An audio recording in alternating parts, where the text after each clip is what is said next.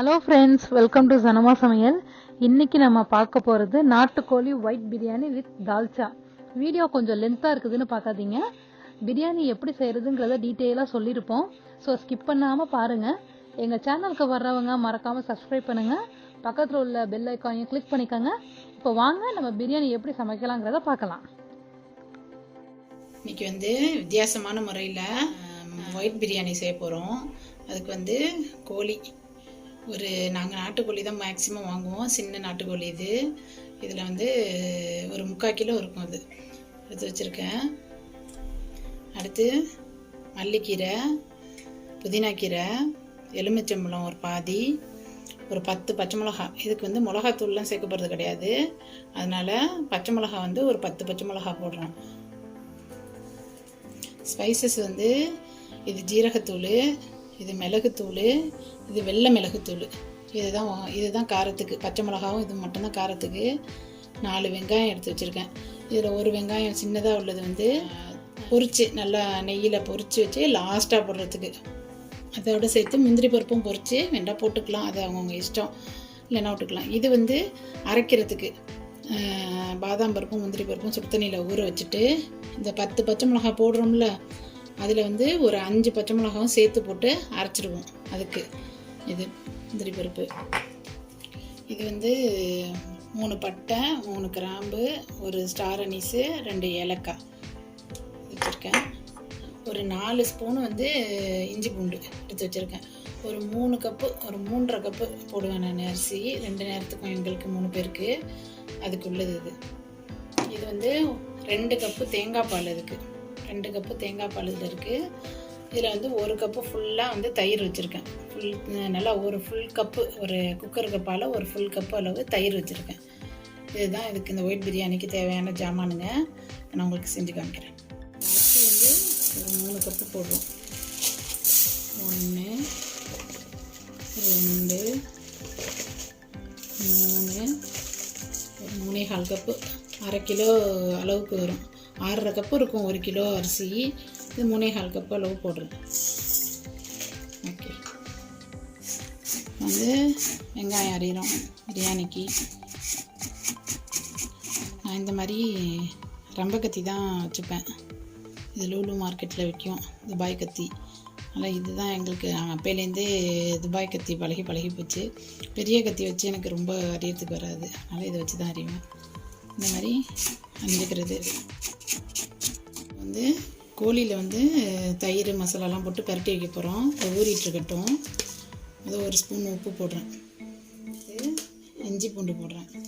இஞ்சி பூண்டு எடுத்து வச்ச 4 ஸ்பூனில் 2 ஸ்பூன் போட்டு பரட்டுறேன். 2 ஸ்பூன் போட்டு தாளித்து விட்றேன். 2 ஸ்பூன் போட்டு பரட்டி வைக்கிறேன். இப்படி பரட்டி வச்சாக்கா கொஞ்சம் சாஃப்டாக இருக்கும். அதுக்காக வேண்டி நாட்டுக்கோழி கொஞ்சம் இதாக இருக்கிறது, கொஞ்சம் இதாக இருக்கும், ரஃப்பாக இருக்கும். அதனால் இதை போட்டு எந்த கோழியாக இருந்தாலுமே இப்படி போட்டு பரட்டி வச்சா கொஞ்சம் சாஃப்டாக இருக்கும். தயிரும் அதே போல் 1 கப்பு தயிர் எடுத்து வச்சோம்ல, அதில் பாதி ஊற்றுறேன்.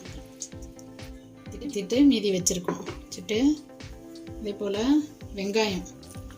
வெங்காயமும் ஒரு பாதி அளவுக்கு போட்டு பரட்டி இப்படி வச்சுருவோம்.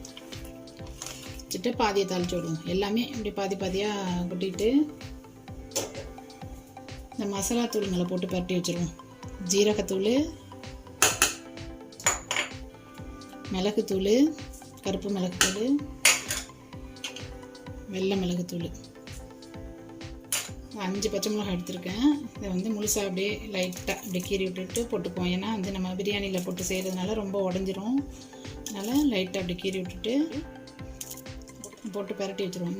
இதோட காரம் எல்லாமே இறங்கியிருக்கும் இதில். இப்போ போட்டு இது எல்லாத்தையும் போட்டு நல்லா இப்படி பரட்டி வைப்போம். இதுதான் இந்த உப்பு, இந்த பச்சை எல்லாம் உரப்பு, இந்த இஞ்சி பூண்டு வாசம் எல்லாம் அந்த கோழியில் இறங்கி, கோழியும் இந்த தயிர் போட்டு பரட்டி வைக்கிறதுனால சாஃப்டாக இருக்கும். நல்லா பாதி லெமன் எடுத்து வச்சுருக்கோம்ல, அது அப்புறமேலு சோறு தாளிக்கும் போது அப்போ ஊற்றி இது பண்ணிக்கணும். அப்போ தான் சோறு பொல பொலன்னு இருக்கும். இதுலேயே மல்லி புதினா கொஞ்சம்,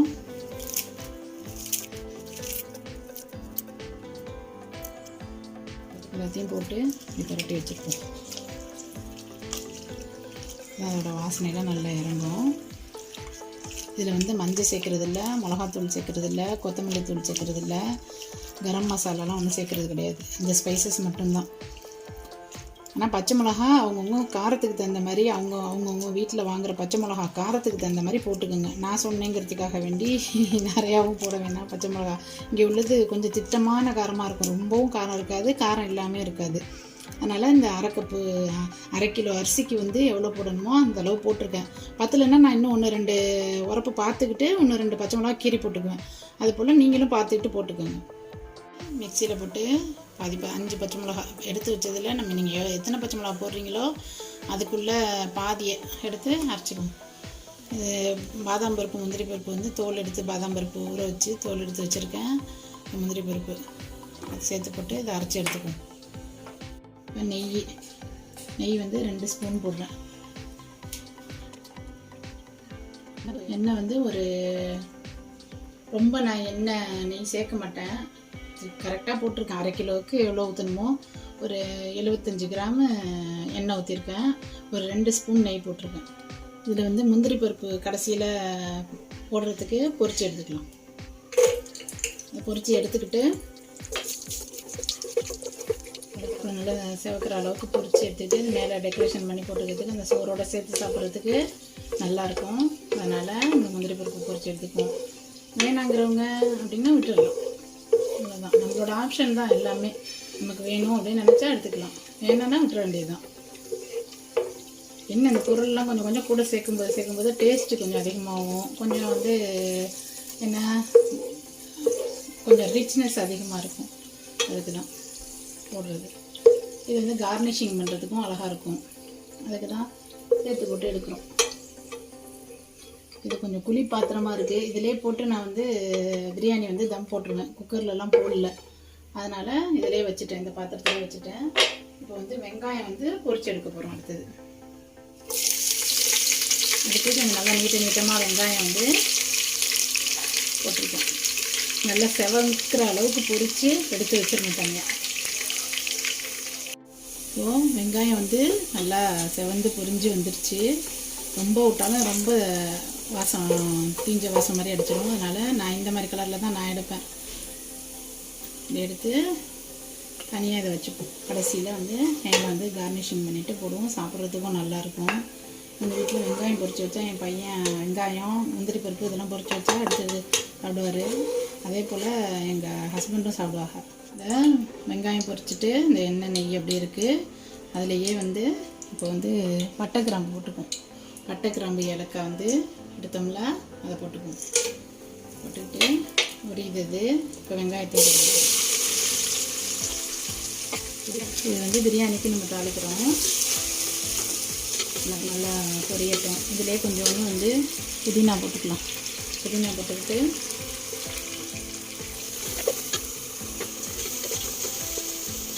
இது ஒயிட் பிரியாணிங்கிறதுனால ரொம்ப வெங்காயம் வந்து வதங்கணும்னு அவசியம் இல்லை. ஒரு டிரான்ஸ்பேரண்ட் கலரில் வந்தோடனே நம்ம வந்து இஞ்சி பூண்டு போட்டு தயிர் போட்டு தாளித்து விட்டுட்டு தேங்காய் பாலை அளந்து விட்டு நம்ம வந்து மறுபடி தண்ணி அரிசி போட்டு நம்ம வந்து தம் போட வேண்டியது தான். இதை வந்து தாளிச்சுக்குவோம். கோழி எல்லாத்தையும் போட்டு தாளிச்சுக்குவோம். அதுக்கப்புறம் அந்த மசாலா பரண்டு வந்த பிறகு தேங்காய் பால் அளந்து ஊற்றுவோம். இப்போ வந்து வெங்காயம் நல்லா செவந்து கொடுக்குது. ரொம்ப சேர்க்க தேவையில்லை, ஆனால் டிரான்ஸ்பேரண்ட் ஆகட்டும், கொஞ்சம் நேரம் ஆகட்டும். வெங்காயம் வந்து அடுப்பில் போட்டாச்சு, அது வந்து பொரிஞ்சிக்கிட்டு இருக்குது. இப்போ அரிசியை களைஞ்சி வச்சுருவோம். ஒரு அரை மணி நேரம் ஊறுறதுக்கும் இந்த மசாலா ரெடி ஆகிறதுக்கும் சரியாக இருக்கும்.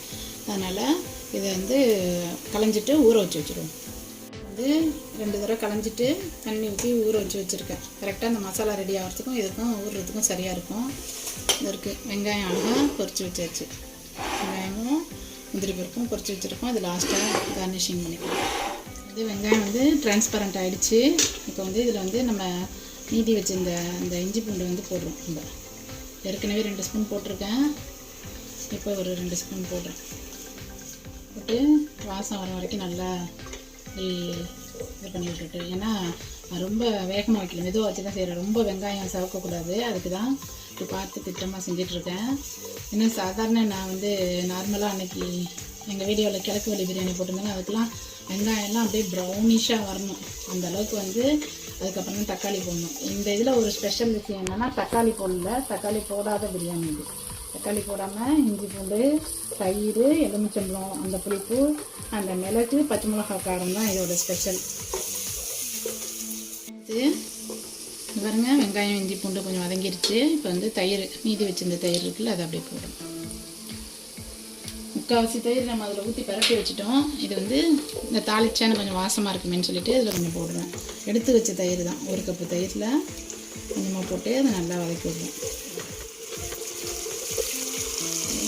நல்லா வதங்குது, நல்லா அழகாக வாசம் வருது, சூப்பராக பிரியாணி வாசம். இப்போ இதில் வந்து கோழியை போடுறோம். பரப்பி வச்சு ஒரு 3/4 மணி நேரத்துக்கு மேலே ஆயிடுச்சு. இப்போ வந்து போடுவோம்.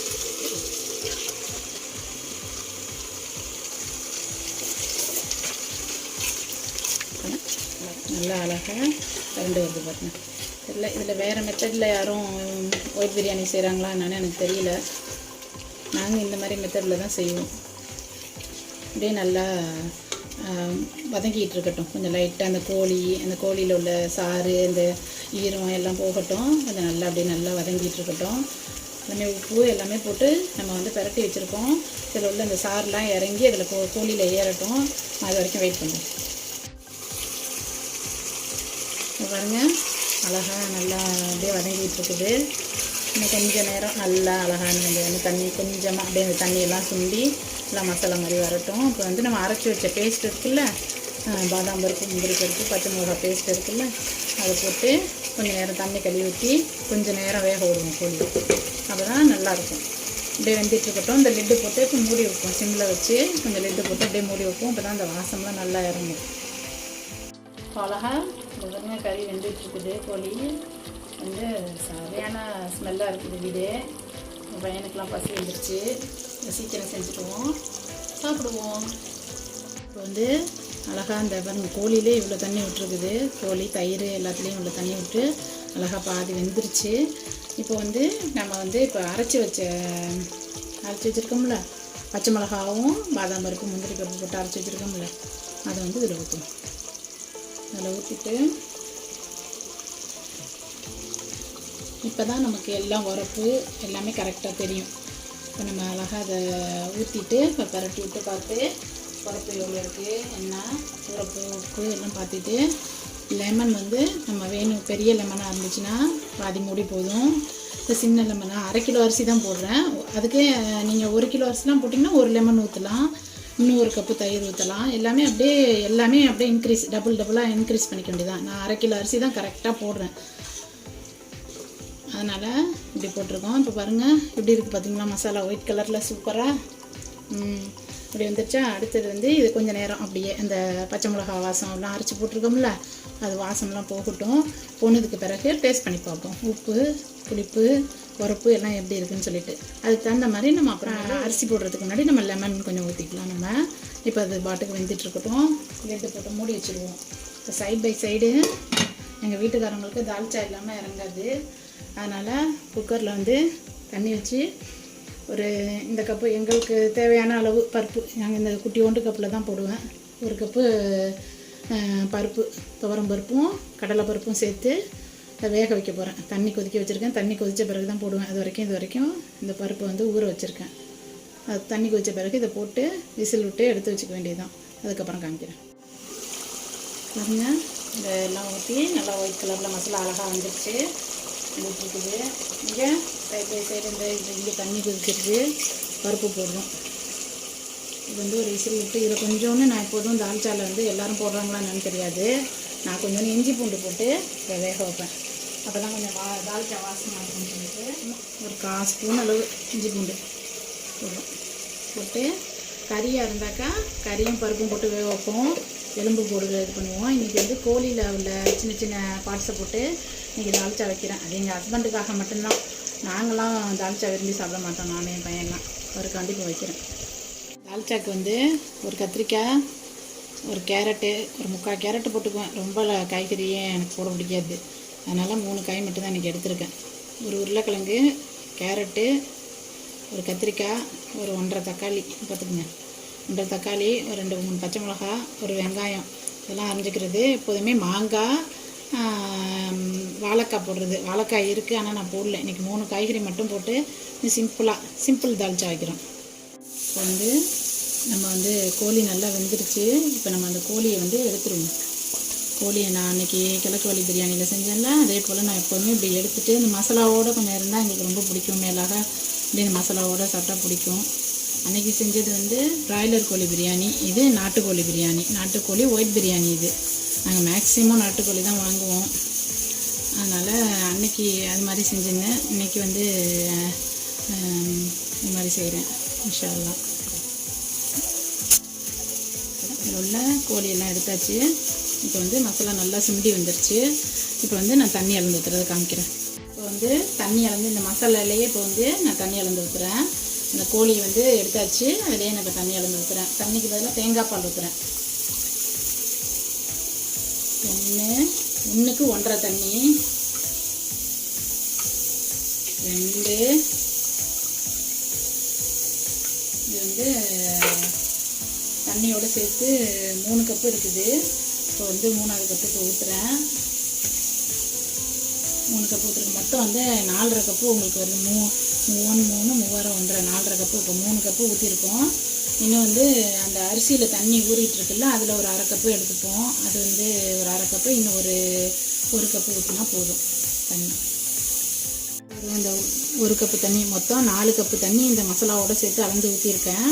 நம்ம தண்ணி இது அரிசி ஊற வச்சுருக்கிறதுல வந்து ஒரு 1/2 கப்பு தண்ணி இருக்கும். அதை மைனஸ் பண்ணிக்கிட்டு மீதி 4 கப்பு ஊற்றிருக்கேன்.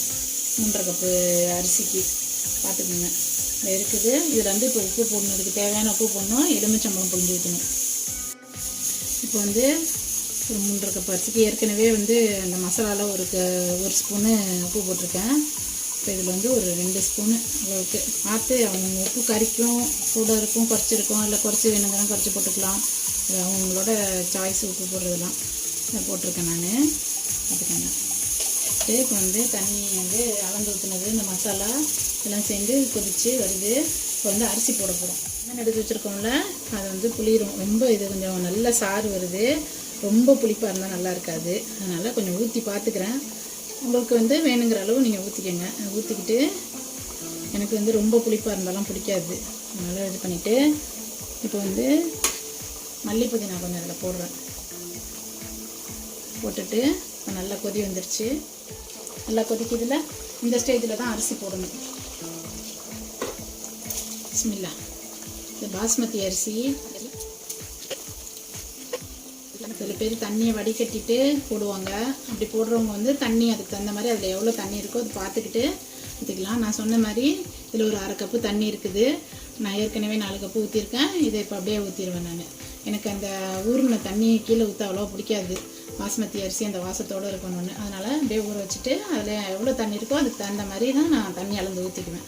அப்போ தான் வந்து கரெக்டாக இருக்கும். இப்போ பாருங்கள் ஊற்றிட்டேன். இப்போ இது வெந்து வர்றதுக்கு தம் போடுறதுக்கும் சரியாக இருக்கும். பாருங்கள். இப்போ வந்து நல்லா அழகாக எப்படி இருக்குது பார்த்தீங்களா? ஒயிட் பிரியாணி சூப்பராக. இது வந்து இந்த தேங்காய் பால் ஊற்றுறது ஒன்று வாசனைக்கு, இன்னொன்று இந்த பச்சை மிளகா நிறையா சேர்க்குறதுனால அந்த காரத்தோட அந்த எஃபெக்டை குறைக்கிறதுக்கு தான் இந்த தேங்காய் பால் ஊற்றுறது. ரொம்ப பச்சை மிளகா வந்து ரொம்ப சேர்த்து சாப்பிட்றது அவ்வளோ இது இல்லை. இது வந்து இந்த டேஸ்ட்டுக்காக வேண்டி ஒயிட் பிரியாணிக்கு இப்படி தான் செய்யணுங்கிறதுக்காக இதை போடுறோம். அதுக்கு அதை கம்பைன் பண்ணுறதுக்காக வேண்டி தான் இந்த தேங்காய் பால் ஊற்றுறது. நல்லா டேஸ்ட்டாகவும் இருக்கும். இது பாருங்கள். இதை வந்து இப்போ லிட்டு போட்டு மூடி வைப்போம். நல்லா கொதிக்கட்டும். நான் பிரியாணிக்கு நல்லா கொதிக்கணும். அரிசி தண்ணி நல்லா கொதிக்கணும். அப்போ தான் அது டக்கு டக்குன்னு அழகாக தம் ஆகும் உங்களுக்கு. ஓகே. இப்போ வந்து லிட்டு போட்டு மூடி வைப்போம். நல்லா கொதிச்சு வரட்டும். கொதிச்சு வந்துருச்சு. அரிசி போட்டது நல்லா பார்த்துக்கோங்க. அழகாக கொதிச்சு வந்துருச்சு. இப்போ இந்த ஸ்டேஜில் வந்து பார்த்துக்கலாம். வேறு இதுக்கு முன்னாடியே கூட உங்களுக்கு பத்தலைன்னா எதுவும் பச்சை மிளகா வேணால் நான் 2 கீரி போட்டுக்கலாம். எனக்கு சரியாக இருக்குது. நான் போட்ட அளவு எனக்கு சரியாக இருக்குது. 5 பச்சை மிளகா அரைச்சி போட்டிருக்கேன். 5 பச்சை மிளகா முழுசாக போட்டிருக்கேன். இப்போ வந்து நல்லா அழகாக கொதிச்சு வந்துருச்சு. இன்னும் ஒரு கொதி வந்ததுக்கு பிறகு தம் போட்டுற வேண்டியதுதான். பாருங்கள். அழகாக நல்லா தண்ணி சுண்டி வந்துருச்சு. நல்லா ஆனால் பிரியாணியை வந்து நல்லா கொதிக்க விடணும். அதுதான் மெயின். நல்லா தலப்புலன்னு கொதிக்கணும். இப்போ லாஸ்ட்டாக சிம்மில் வச்சாக்கா கரெக்டாக தெம்மாயி வரும். பார்த்துக்கோங்க. இப்போ இந்த மாதிரி ஸ்டேஜ் நல்லா தண்ணி சுண்டி நல்லா அழகாக திட்டமான ஒரு 3/4 ஸ்டேஜுக்கு வந்ததுக்கு பிறகு நல்லா கிண்டி விட்டுறணும். நல்லா அடி இடி பிடிக்காமல் கொள்ளாமல் நல்லா அழகாக இப்படி கிண்டி விட்டுறணும். இந்த பாத்திரம் நல்லா வெயிட்டாக இருக்கும். நான்ஸ்டிக் பாத்திரம் தான், ஆனால் நல்ல வெயிட்டாக இருக்கும். இப்போ வந்து சிம்மில் வச்சுட்டேன். சிம்மில் வச்சுட்டு லைட்டாக அந்த கொஞ்சமாக ரொம்பவும் மல்லி புதினா போட தேவையில்ல. இப்படி லைட்டாக அப்படி போட்டுட்டு அது வந்து வெங்காயம் பொரிச்சது வந்து கடைசியாக தான் போட போகிறோம். இப்படி தூவிட்டு இப்போ வந்து நான் எப்போதும் தம் போடுறது என்னோடய ஸ்பெஷல் என்னென்னா துணி வச்சு தம் போடுறது என்னோடய ஸ்பெஷல். இப்படி போட்டு பாருங்கள், இப்படி துணியை போட்டு நல்லா அப்படியே நல்லா இறுக்கி இப்படி பிடிச்சிக்கிட்டு நல்லா இது மாதிரி காட்டன் துணியாக இருந்துச்சுன்னா நல்லா தண்ணியை இஞ்சிடும். இது வந்து நல்லா துவைச்சி காய வச்சு ஒரு பேக்கெட்டில் போட்டு வச்சுருப்பேன். இதை எடுத்து அப்படியே இப்படி போட்டு இப்படி மூடி வச்சிட வேண்டியது தான். ஒரு 10 நிமிஷம் அப்படியே திறக்காமல் ரொம்ப சிம்மில் வைக்கணும். நல்லா சிம்மில் வச்சுட்டு அதுக்கப்புறம் ஆஃப் பண்ணிவிட்டு 10 நிமிஷம் திறக்காமே வச்சுருந்துட்டு அதுக்கப்புறம் பார்ப்போம் எப்படி இருக்குன்னு. தால்ச்சாக்கு வந்து வெங்காயம், பச்சை மிளகா, தக்காளி அரிஞ்சு வச்சுருக்கோம். இந்த பட்டை கிராம்பு இதை இப்படி ஒன்றா போட்டுக்கலாம். போட்டுக்கிட்டு இன்றைக்கி வந்து 3 காய் போட்டிருக்கேன். கேரட்டு, உருளைக்கிழங்கு, கத்திரிக்காய் அரிஞ்சு வச்சுருக்கேன். சவு போட்டுக்கலாம். அப்புறம் வெண்டை, சுரக்காய் போட்டுக்கலாம். ஆனால் எங்கள் ஊர் சைடு வந்து முருங்கைக்காய், இந்த காலிஃப்ளவரு அது இதெல்லாம் போடவே மாட்டாங்க. அதெல்லாம் போட்டாக்கா சாம்பார் வச்ச வாசம் அரிச்சிடும்னு சொல்லிட்டு நாங்கள் அதெல்லாம் போட மாட்டோம். எங்கள் ஊர் சைடு வந்து மெயின் வந்து கல்யாண தால்ச்சா வந்து கத்திரிக்காய், வாழைக்காய், மாங்காய், உருளைக்கிழங்கு இதுதான் போடுவாங்க. இப்போ தான் நாங்களாம் இதெல்லாம் ஆட் பண்ணுறோம். இந்த என்னது கேரட்டு இதெல்லாம். அதை பருப்பு வெந்துருச்சு, வேக வச்சு இப்படி வச்சுருக்கேன். இதிலே வந்து எலும்பு போடுறதா இருந்தாக்கா அதையும் போட்டு இப்படி வேக வச்சு வச்சுக்க வேண்டியது தான். இஞ்சி பூண்டு போட்டு வேக வச்சு இப்படி வச்சுக்க வேண்டியது தான். இப்போ வேறு சட்டியில் தாளித்து மறுபடியும் காய்கறிலாம் வெந்ததுக்கு பிறகு புளி கரைச்சி ஊற்ற வேண்டியதான். நான் இன்றைக்கி கோழியோட சின்ன பார்ட்ஸை போட்டு இன்றைக்கி தால்ச்சா வைக்கிறேன். வந்து வெங்காயம் போடுறோம். வெங்காயம், பட்டை கிராம்பு எல்லாம் போட்டிருக்கோம். எண்ணெய் ஊற்றி வெங்காயம், பட்டை கிராம்பு நான் போட்டிருக்கேன். இன்னி மலைக்கு வந்து நான் இறச்சி எண்ணெய் போட்டு தால்ச்சா வச்சு பர்ஃபெக்டாக காமிக்கிறேன். இன்றைக்கி வந்து இந்த பிரியாணியோட காம்பினேஷனாக சும்மா செய்கிறேன் அப்படின்னு சொல்லிட்டு காமிச்சிட்ருக்கேன். நல்லா விடணும். வதங்கிட்டு கொஞ்சமாக இஞ்சி பூண்டு போட்டு சாப்பிட்டு விடணும்.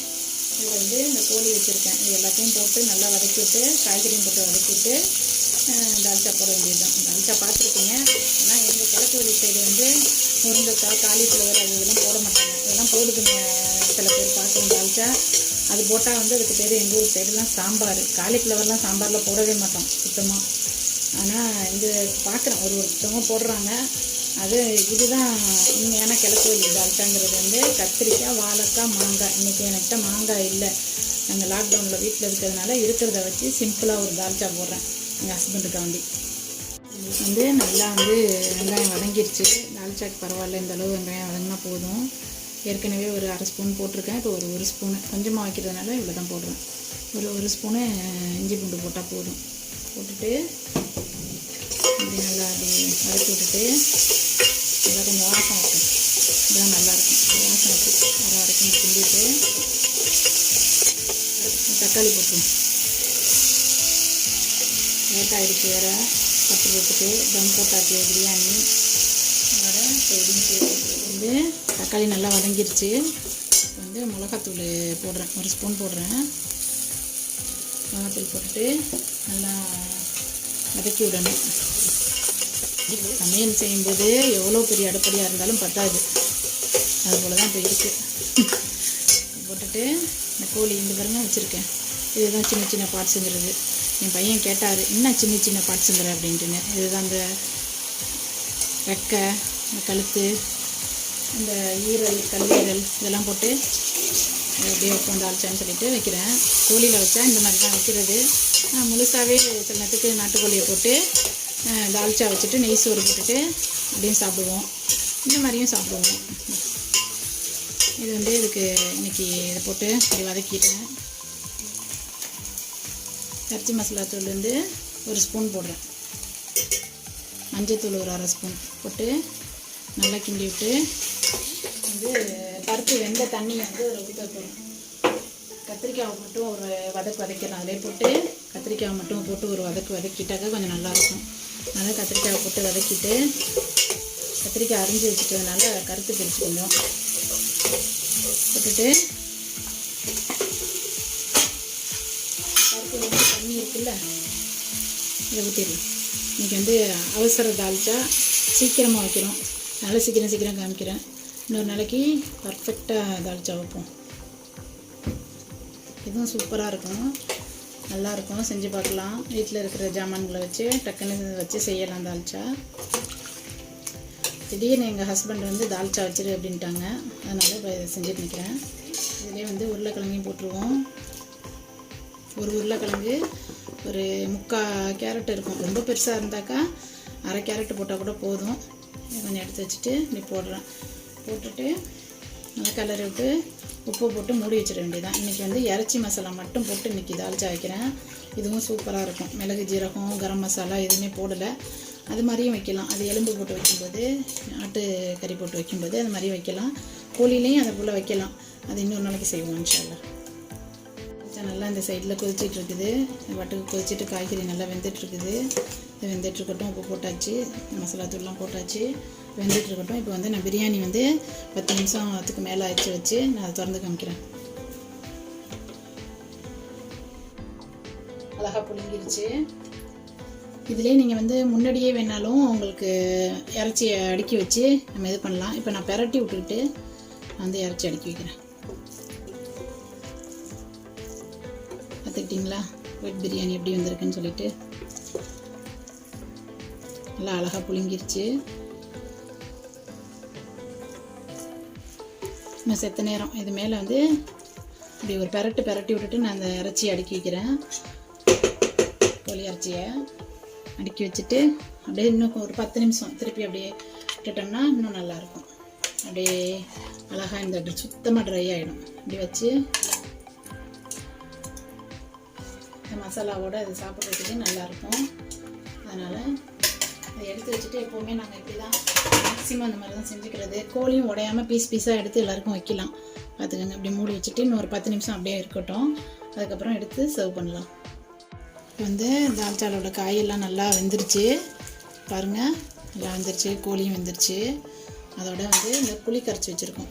நமக்கு வேணுங்கிற அளவுக்கு புளியை வந்து ஊற வச்சு கரைச்சி இப்படி ஊற்றிக்கிட்டு பாருங்கள். கடலைப்பருப்பும் துவரம்பருப்பும் சேர்த்து ஊற வச்சு வேக வச்சதை இதில் ஊற்றிக்கிறோம்.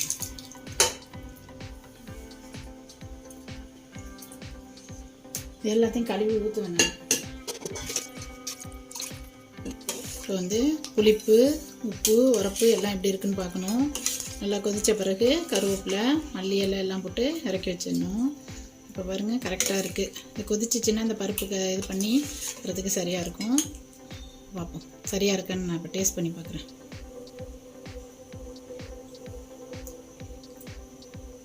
உப்பு பத்தலை, புளிப்பு சரியாக இருக்குது, உரப்பு சரியாக இருக்குது. உப்பு மட்டும் பத்தலை, உப்பு போடுறேன். இதிலே வெஜ்லேயும் தால்ச்சா செய்யலாம். இதே போல் வந்து போட்டு உங்களுக்கு வேணுங்கிற காயை ஆட் பண்ணிக்கலாம். சவுச்சவு போடலாம், சுரக்காய் போடலாம், வாழைக்காய் போடலாம், மாங்காய் போடலாம், உருளைக்கிழங்கு போடலாம். காய்கறி நிறையா பிடிக்கிறவங்க நிறையா போடலாம். இல்லைன்னா ஒரு 3 காய்கறி போட்டால் போதும். ஆனால் மாங்காய் இருந்தால் கட்டாயம் போடுங்க. அதுதான் அந்த தால்ச்சாவுக்கு வாசமே. ஊர்லேயும் அது மாதிரி போடுவோம். இங்கே வந்து எப்போதும் மாங்காய் கிடைக்காது. அது நல்ல மாங்காவாக தேடி போனால் தான் கிடைக்கும். இங்கே இப்போ திடீர்னு வச்சதுனால நான் இப்படி வச்சுட்டேன். இதிலே வந்து கோழியை சேர்க்காம, மட்டனை சேர்க்காம செஞ்சால் வெஜ் தால்ச்சா அதுவும் சூப்பராக இருக்கும். அதையும் செஞ்சு பாருங்கள் சரிங்களா. நல்லா தால்ச்சா கொதிச்சு வந்துருச்சு பாருங்கள். இது கொஞ்சம் நேரம் ஆன பிறகு இந்த பருப்பு அழகாக சுண்டி உங்களுக்கு நல்லா திக்காக வந்துடும். இதில் வந்து இப்போ நல்லா புளி ஊற்றின வாசனை, அந்த மசாலா வாசனை எல்லாம் போயிடுச்சு. இப்போ கருவேப்பிலை, மல்லிக்கீரை, புதினாக்கீரை எல்லாம் போடுறோம். மல்லிக்கீரை இப்படி பிச்சு போடுறதுல அது கொஞ்சம் வாசமாக இருக்கும். எல்லாத்துலேயுமே வெட்டி போடுறதுல ஒரு வாசம், இடித்து போடுறதுல ஒரு வாசம், பிச்சு போடுறதுல ஒரு வாசம், அது மாதிரி எல்லாத்துலேயும் தனித்தனியாக இருக்குது. அது வந்து நம்ம கண்டுபிடிக்கிறதுக்கு ரொம்ப சமையல்லே கை தெரிந்தவங்களுக்கு தான் அது தெரியும். அது நான் ஒரு கல்யாணம் ஆனதுலேருந்து இந்த அடுப்படியிலே இருக்கிறதுனால எனக்கு கொஞ்சம் கொஞ்சம் அதெல்லாம் கற்றுக்கிட்டேன். அதெல்லாம் தெரியுது. நான் முடிஞ்சிருச்சு தால்ச்சா வேலை. அழகாக அது இன்னும் கொஞ்சம் சிம்மில் அப்படியே வச்சு லைட்டாக கொதிச்சுட்டு இருந்தால் மூடிட்டு அடைக்கிற வேண்டியது தான். ஓகே, இந்த மூடியை போட்டு இப்படி மூடிடுவோம். லைட்டாக கொதிச்சுட்டு இருக்கட்டும், ஆஃப் பண்ணிடுவோம். இந்த பிரியாணியை காமிக்கிறேன். இப்போ வந்து அழகாக பிரியாணி வந்து ஃபுல்லாக நல்லா ரெடி ஆகிடுச்சு. இப்போ வந்து நான் வந்து நான்ஸ்டிக் பாத்திரத்துக்கு சில்வர் இது போட மாட்டேன். இந்த மாதிரி மரக்கரண்டி தான் போட்டுக்குவேன். பாருங்கள், பிரியாணி எடுத்து காமிக்கிறேன் பாருங்கள். இவ்வளோ சூப்பராக வந்திருக்கு பார்த்தீங்களா, தெரியுதா? நான் ரொம்ப இந்த உதிரியாக அந்த அப்படியே போட்டால் தெரிக்கிற அளவுக்குலாம் நாங்கள் வந்து சாப்பிட மாட்டோம். எங்களுக்கு இந்த அளவு தான், இப்படி இருந்தால் தான் எங்களுக்கெல்லாம் பிடிக்கும். இப்படி தான் சாப்பிடுவேன். ஆர்டர் பண்ணாலும் இப்படி தான் நான் செஞ்சு கொடுப்பேன். எல்லாருக்குமே பிடிக்குதுன்னு சொல்லுவாங்க. இப்படி தான் செய்வேன். இதன்மாதிரி பிளேட்டிங் பண்ணி உங்களுக்கு காமிக்கிறேன். இந்த மாதிரி உங்களுக்கு கோழி உள்ளாரே போட்டு செய்கிறத விட இந்த மாதிரி செஞ்சிங்கன்னா அந்த மசாலாவோடு சேர்ந்துட்டு சாப்பிட்றதுக்கு உங்களுக்கு நல்லாயிருக்கும். அதனால தான் நான் இப்படி வச்சுருக்கேன். ஓகேவா? நான் பிளேட்டிங் பண்ணி உங்களுக்கு காமிக்கிறேன். வெங்காயம், கேரட்டு, பச்சை மிளகா போட்டிருக்கேன். இதில் வெள்ளரிக்காய் போடுவோம். இன்றைக்கி வந்து அது போடலை, ஆப்ஷன் இல்லை, அதனால் அது போடலை. இன்றைக்கி வெறுசாக வெங்காயம் மட்டும் போட்டு ரைத்தா செய்வோன்ட்டு தயிர் போடுறேன். தயிர் இங்கே இந்த மாதிரி தான், டப்பா தயிர் தான் கிடைக்கும். இதில் தான் போட்டுக்கிறது நாங்கள். இல்லை சில நேரத்துக்கு புளிப்பாக இருக்கும், சில நேரத்துக்கு புளிப்பு இல்லாமல் இருக்கும். அதனால் புளிப்பு பத்தலைன்னு சொன்னாக்கா லெமன் வந்து கொஞ்சம் புளிஞ்சு இப்படி ஊற்றிக்க வேண்டியது தான். கொஞ்சமாக புளிஞ்சு ஊற்றி சும்மா கொஞ்சமாக அவங்க புளிப்புக்கு தகுந்த மாதிரி ஊற்றிக்கிட்டு உப்பு போட்டுட்டு, உப்பு கொஞ்சமாக போடுங்க, இதுக்கெலாம் ரொம்ப செல்லாது. கொஞ்சோண்டு உப்பு போட்டுட்டு மல்லி இலை, ஏன்னா இது இருந்தால் மாதுளம்பழம் இருந்தால் மாதுளம்பழம் போடலாம். ஆனால் வந்து மாதுளம்பழம் இப்போ இல்லை. இங்கெல்லாம் வந்து இந்தியாவிலேருந்து வர்ற மாதுளம்பழம் வர்றதெல்லாம் ரொம்ப கடினம் கிடைக்கிறது. இந்த சீசன் டயத்தில் ஒரு சமயத்துக்கு வரும். வேறு சைனா மாதுளம்பழம் அதெல்லாம் வந்து எப்போயாவது தான் அதுவும் வரும், ரொம்பலாம் கிடைக்காது. மாதுளம்பழம் ஜூஸ் வேணால் டப்பாவில் அடிச்சிருக்கும். ஃப்ரெஷ்ஷாக வாங்கணுன்னா அது நம்ம தேடி போகணும். இப்படி வந்து போட்டு கிளறி நம்ம வச்சுக்கிட்டு சாப்பிட வேண்டியது தான். இப்போ தால்ச்சாவும் எடுத்து இதையும் வச்சு பிளேட்டிங் பண்ணி உங்களுக்கு வைக்கிறேன். இப்போது இந்த ரைத்தா செஞ்சாச்சு, அழகா தால்ச்சா வச்சாச்சு. இது இருக்குது ரைஸு. இப்படி தான் இருக்கும் நான் செய்கிற ஒயிட் பிரியாணி. இது போல் செஞ்சு பாருங்கள், செம்மையாக இருக்கும். இல்லை எந்த மசாலாவும் இல்லை, நான் சொன்னது போலே செஞ்சு பாருங்கள். பச்சை மிளகா காரம் மட்டும் அவங்களுக்கு பிடிச்சது போல் பார்த்துக்கோங்க, சரிங்களா? இப்போ சூப்பராக செஞ்சாச்சு பிரியாணி, ரைத்தா, தால்ச்சா வச்சு இப்போ சாப்பிட வேண்டியது தான். இன்னும் அவங்களுக்கு என்ன ஆப்ஷன்லாம் இருக்கோ அது போல் செஞ்சு எக்ஸ்ட்ரா கோழி பொரிச்சு அது போல் எதுவும் சாப்பிட்டுக்கலாம். எங்களுக்கு இது ஓகே தான். இன்ஷால்லா சாப்பிட்டு பாருங்கள், செஞ்சு பாருங்கள். செஞ்சு பிடிச்சிருந்தாக்கா லைக் பண்ணுங்கள், ஷேர் பண்ணுங்கள், கமெண்ட் பண்ணுங்கள், சப்ஸ்கிரைப் பண்ணுங்கள், எங்களுக்கு சப்போர்ட் பண்ணுங்கள். Okay, thank you. இதோ நாங்கள்லாம் சாப்பிட்டாச்சு. கரெக்டாக பாதி சோறு காலை ஆகிடுச்சு. மீதி நைட்டுக்கு சாப்பிட்டாக்கா சரியாக போயிடும். அதனால் இதை செஞ்சு இந்த மாதிரி சாப்பிட்டுட்டு நீங்கள் சாயங்காலம் வந்து ஒரு வரக்காப்பி, நான் வந்து அது வீடியோ போட்டிருக்கேன், அந்த வரக்காப்பியை போட்டு குடிங்க, சூப்பராக இருக்கும். அந்த வரக்காப்பி இந்த மாதிரி நாங்கள் பிரியாணி சாப்பிட்ற அன்றைக்கி வரக்காப்பி போட்டு குடிப்போம், சூப்பராக இருக்கும். அது மாதிரி குடிங்க.